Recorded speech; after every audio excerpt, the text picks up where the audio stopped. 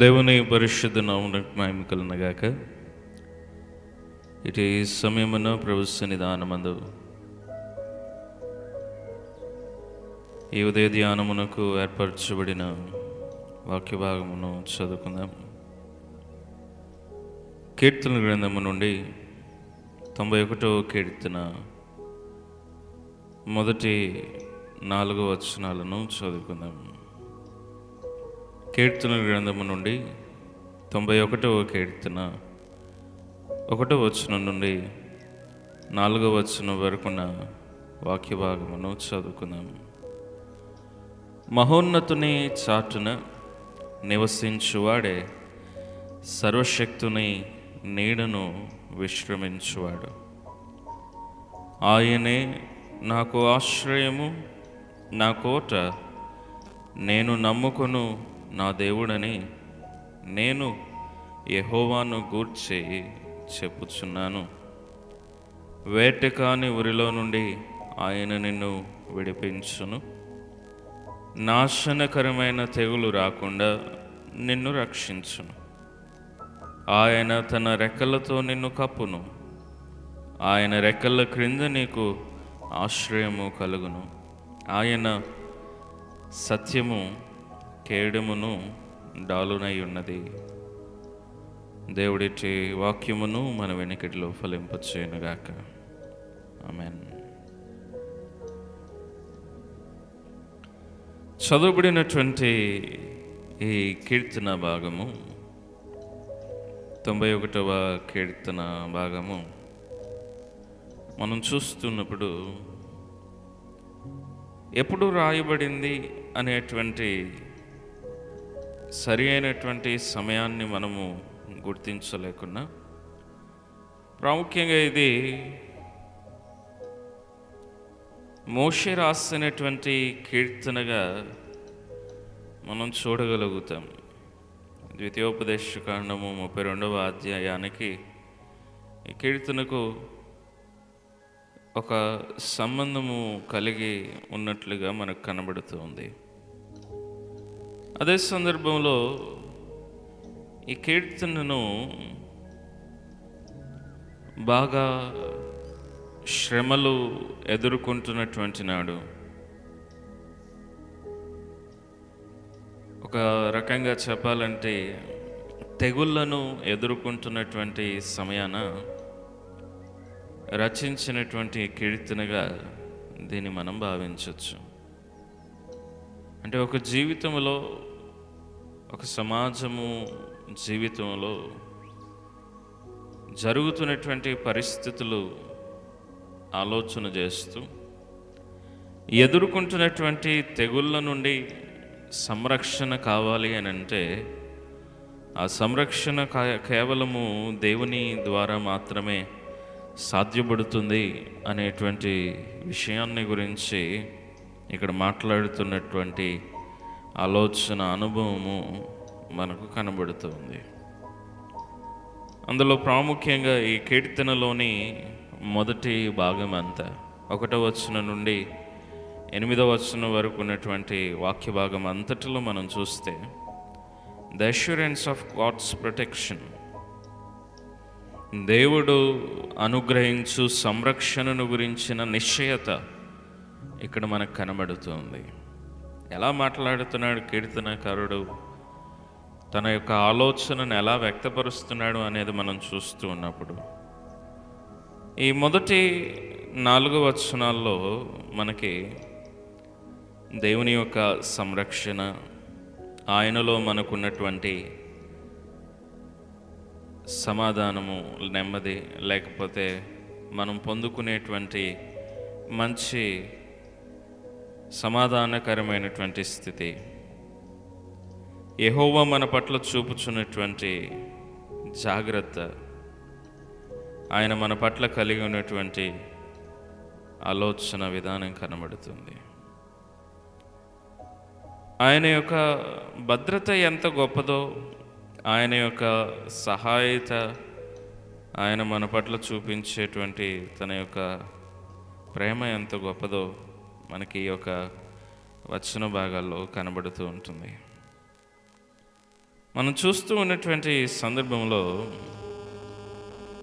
ఆయన అంటున్నాడు, మహోన్నతుని చాటున నివసించువాడే సర్వశక్తుని నీడను విశ్రమించువాడు.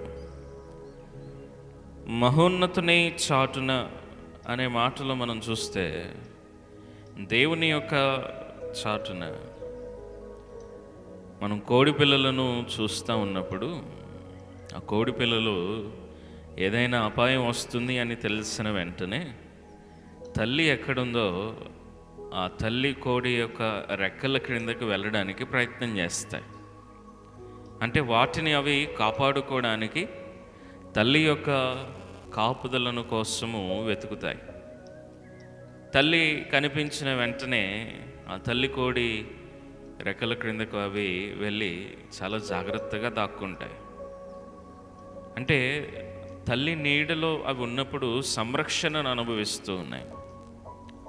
అలాగే ఇక్కడ మనం చూస్తూ ఉన్నప్పుడు మహోన్నతుని చాటున నివసించువాడే సర్వశక్తుని నీడను విశ్రమించువాడు అనే మాటలో ఎప్పుడైతే మనము దేవాతి దేవుని యొక్క ఆశ్రయాన్ని పొందుకుంటామో, ఆయన రెక్కల క్రింద మనకు కాపుదల ఉన్నది అనేటువంటి విషయాన్ని గ్రహించి ఆయన నీడలోనికి మనం ఎప్పుడు వెళ్తామో, ఇదిగో సర్వశక్తుని నీడను విశ్రమించేటువంటి అనుభవాన్ని కలిగి ఉంటాం అంటున్నాడు 2వ వచనంలో. ఆయననే నాకు ఆశ్రయము, నా కోట, నేను నమ్ముకొను నా దేవుడని నేను యెహోవాను గూర్చి చెప్పుచున్నాను. యెహోవా తన జీవితంలో ఎలాంటి వాడిగా ఉన్నాడంటే, ఇదిగో ఆశ్రయముగాను కోటగాను అపాయం వచ్చినటువంటి వేళ నమ్మదగినటువంటి దేవుడుగా ఆయన ఉన్నాడు. నమ్మదగిన దేవుడేంటి, నమ్మలేని దేవుడేంటి అంటే తన యొక్క విశ్వాసాన్ని ఎలాగ ప్రకటిస్తున్నాడు అని అంటే, నా దేవుడు నమ్మదగినవాడు, ఎవరు ఆయనను ఆశ్రయించినా ఆయన ఖచ్చితంగా వారికి కాపుదల, భద్రతను, సహాయతను, ఆశ్రయముగా కావలసినటువంటి ప్రతి మేలును అనుగ్రహించగలిగిన సమర్థుడు అన్న రీతిగా ఆయన తన యొక్క ఆలోచనను వ్యక్తపరుస్తూ ఉన్నాడు. 3వ వచనం అంటున్నాడు, వేటకాని ఊరిలో నుండి ఆయన నిన్ను విడిపించును, నాశనకరమైన తెగులు రాకుండా నిన్ను రక్షించును. వేటకాని ఉరి, నాశనకరమైన తెగులు, వాటి నుండి విడిపించేవాడు, రక్షించేటువంటి వాడు ఆయనే. వేటగాడు ఒడ్డినటువంటి వల పక్షికి తెలియదు. అక్కడ ఉన్నటువంటి ఆ ఎరను చూసి అవి వెళ్ళిపోతాయి. ఆ ఎరకు ఆశపడి అవి ఆ యొక్క ఎరను మాత్రమే తినాలి అనేటువంటి ఆశతో, అక్కడ ఉన్నటువంటి ఆహారము మీద ఉన్న ఆలోచనతో అక్కడ ఉన్నటువంటి ఆ యొక్క వేటగాడు వడ్డినటువంటి వల వాడికి కనిపించదు. కనిపించక చిక్కుబడినటువంటి పరిస్థితుల్లోనైనా, ఇదిగో మనల్ని నాశనం చేయడానికి వస్తున్నటువంటి తెగుళ్ళు ఏవైనా కానీ, ఒకసారి దేవుడు మనల్ని ఆ తెగులు నుండి తప్పించాలి, అది మన దరి చేరకూడదు అని ఆలోచన ఆయనలో ఉంటే, ఎంతటి క్లిష్టమైనటువంటి పరిస్థితుల్లో నుండి మనం పోయినా కానీ ఆ తెగులు మనల్ని ఎన్నటికీ అంటదు అనేటువంటి ఉద్దేశాన్ని స్పష్టంగా చెప్తూ ఉన్నాడు. 4వ వచనంలో నేను మొదటిగా జ్ఞాపకం చేస్తున్న రీతిగా అంటున్నాడు, ఆయన తన రెక్కలతో నిన్ను కప్పును, ఆయన రెక్కల క్రింద నీకు ఆశ్రయము కలుగును, ఆయన సత్యము కేడము డాలునై ఉన్నది. దేవుని యొక్క రెక్కల క్రింద మనకు ఆశ్రయం ఉన్నది. ఆయన మనల్ని తన రెక్కలతో కప్పుతూ ఉన్నాడు. ఆయన మనకు ఇచ్చినటువంటి ఆశ్రయంలో మనకు సమాధానం కలుగుతూ ఉన్నది. ఆయన సత్యము కేడము డాలునై ఉన్నది. ఆయన సత్యం ఏదైతే ఉందో దానిని వెంబడిస్తున్న వారికి, ఆ సత్యమును అంగీకరించిన వారికి, ఆ సత్యమే, దేవుని యొక్క సత్యమే కేడముగాను డాలునై ఉన్నది.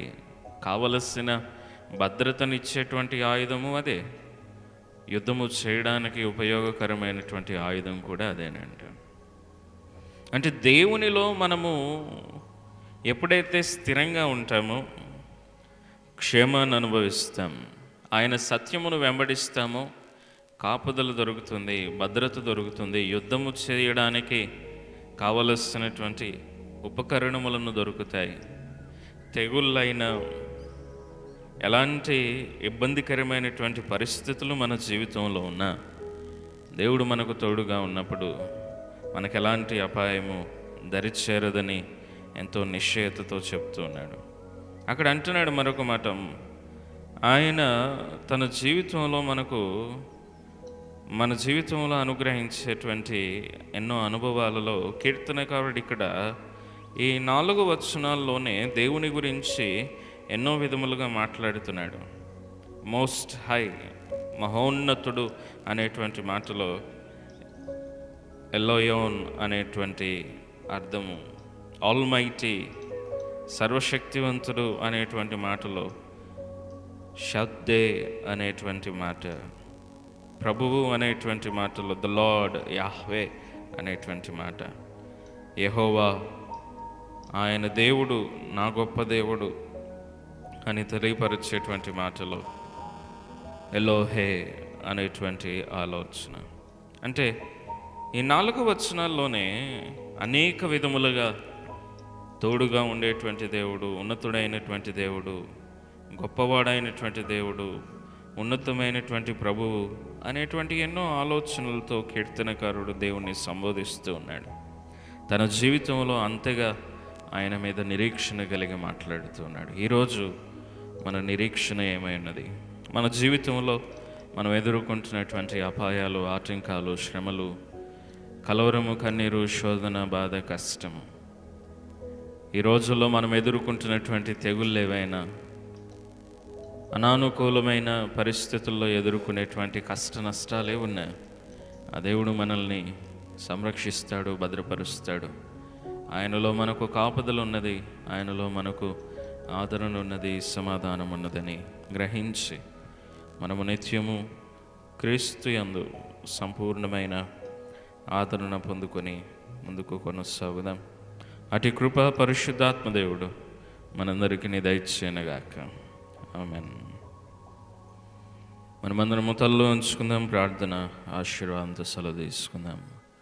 పరిశుద్ధుడు అయిన దేవ, ప్రేమ నమ్మకం కలిగిన మా రాజు, నీదు పరిశుద్ధ ప్రశస్తగన నామమునకు స్తోత్రాలు, వందనాలు. ఈ ఉదయమున నీదు పాద సన్నిధానమందు మమ్మను నీవు చేర్చుకున్న విధానమును బట్టి నీకు వందనాలు తండ్రి. ఇటు సమయమునందు నీ యొక్క సన్నిధిని మేము ప్రార్థించడానికి, నీ మాటలను ధ్యానించడానికి ఇచ్చిన ధన్యతను బట్టి వందనాలు. అవునయ్యా, నీవే మా ఆశ్రయము, నీవే మా దుర్గము, నీవే మా కేడము, నీవే మా డాలు, నీవే నీ రెక్కల కింద మమ్మను భద్రపరిచి క్షేమాధారముగా మమ్మను నడిపించుచున్నటువంటి దేవుడు. దేవా, మా అపాయములు, ఆటంకములు, శ్రమలు, తెగుళ్ళు, కష్టాలు, నష్టాలు, వేదన, బాధలు, కలవరము, కన్నీరు సమస్తమును ఎరిగిన దేవునిగా దేవ, నీదు సన్నిధానమందు మేము నిన్ను ఆశ్రయిస్తూ ఉన్నాం. నీవు మాత్రమే వాటన్నిటి నుండి మాకు సమాధానముగా దయచేయగల సమర్థుడవని, నెమ్మదిని కలిగించగలిగినటువంటి ప్రభుడవని నిన్ను వేడుకొనుచున్నాం.